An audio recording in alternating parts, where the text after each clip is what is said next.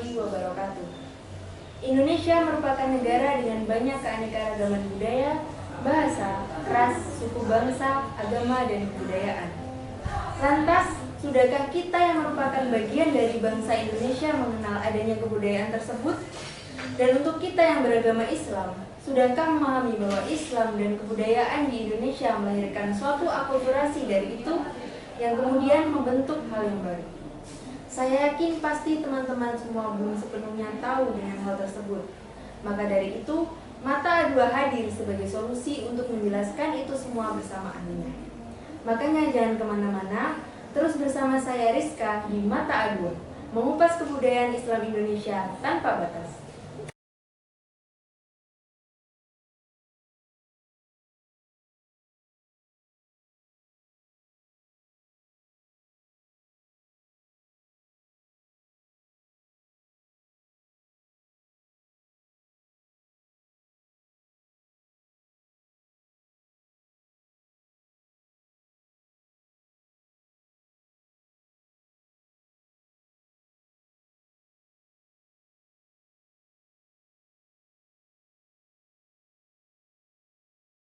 Baik, kali ini saya sudah ditemani oleh narasumber yang sepertinya sudah gak sabar buat ditanya ini soal kebudayaan Islam di Banjar. Sebelum itu boleh dong kenalan dulu sama penonton biar kita lebih kenal dan siapa tahu bisa makin cinta. Maaf, bukan. Maksudnya lebih akrab gitu.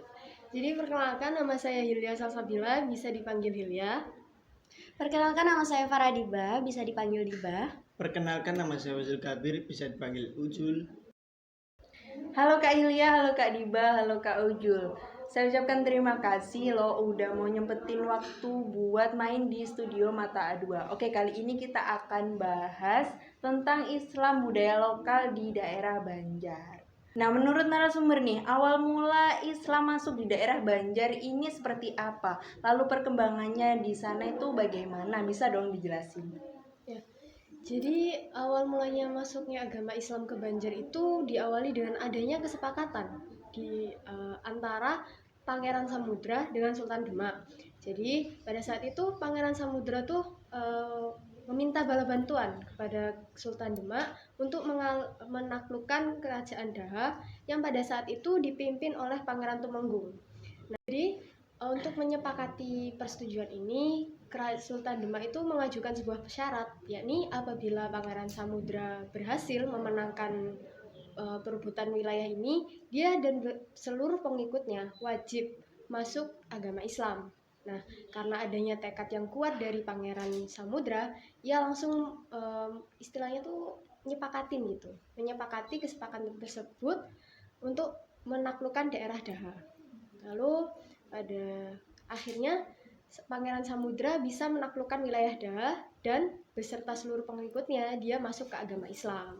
Nah, dari kemenangan ini Islam mulai masuk ke wilayah Banjar dan mulai tersebar ke beberapa daerah di sekitarnya. Yang pertama pada saat itu kalau tidak salah melalui aspek hukum politik, lalu perdagangan, kemudian seni dan budaya. Wah, seperti itu ya. Lalu adat istiadat di daerah Banjar itu bagaimana ya, Kak? Nah, jadi saya akan menyebutkan beberapa contoh dari adat istiadat di Banjar. Yang pertama itu ada Ba'ayun Maulud. Jadi Ba'ayun Maulud itu seperti seperti upacara perayaan kelahiran Nabi atau biasanya kita sebut dengan Maulid Nabi. Nah, selanjutnya itu ada Bausung. Bausung itu adat pernikahan orang sana yang mana cara mereka itu mengarak kedua mempelai dengan tari-tarian dan sejenisnya. Nah, dan yang terakhir itu ada hadroh. Jadi hadroh itu ya seperti syair-syair atau pujaan buat Nabi yang mana kadang berisi pantun gitu mungkin.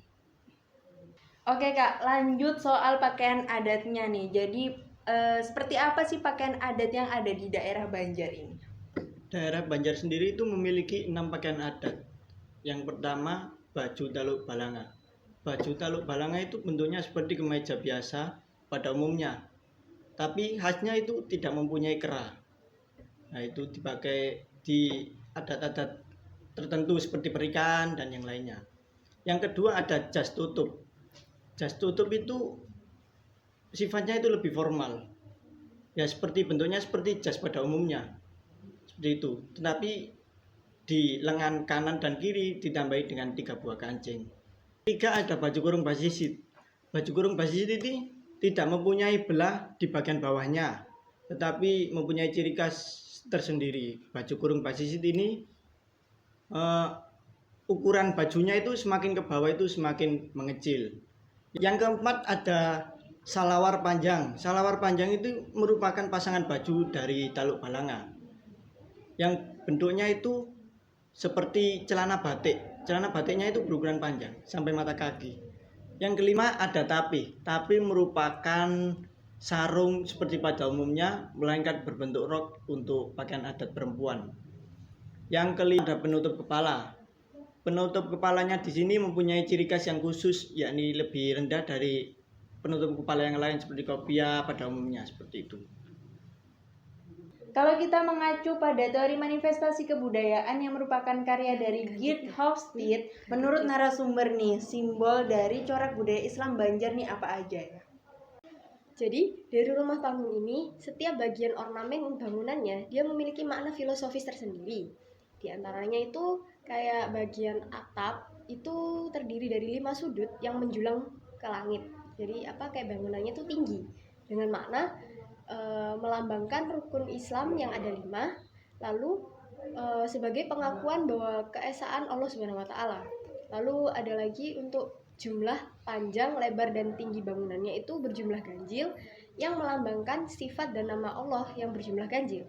Lalu untuk ornamen yang ada di rumahnya itu melambangkan keseimbangan antara kehidupan manusia, alam, dan Sang Pencipta.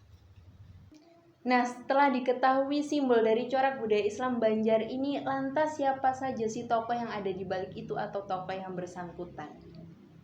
Nah, jadi tokoh yang bersangkutan itu kita ambil dari Hadroh, yaitu Bapak Cumaidi Abdul Majid atau biasa disebut dengan Ustadz Cumaidi. Wah, teman-teman di rumah pasti ada yang baru denger ya sama tokoh yang barusan disampaikan oleh Kak Diba.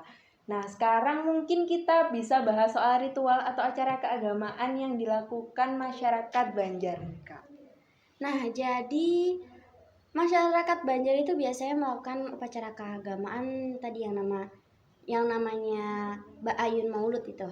Jadi Ba'ayun Maulud kan seperti kayak perayaan Maulid Nabi, memperingati kelahiran Nabi Muhammad. Nah, kalau di Banjar ini, khususnya di Banjar, jadi mereka itu menggendong anak-anaknya sambil mengelilingi daerah mereka atau kota mereka sambil melantunkan sholawat dan dengan diiringi musik-musik ya sholawat seperti hadroh dan lain-lain.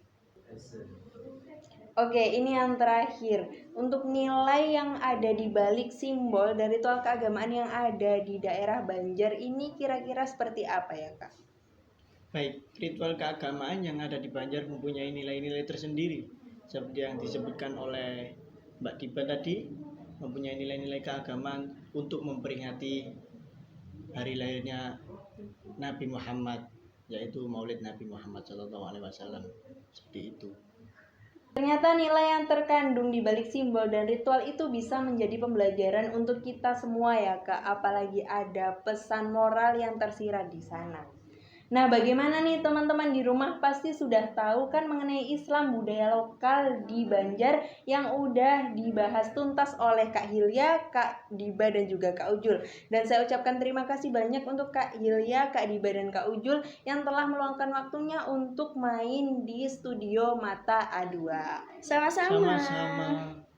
Di episode berikutnya kita bahas soal apa ya teman-teman? Penasaran? Terus pantengin kita ya di Mata A2, mengupas budaya Islam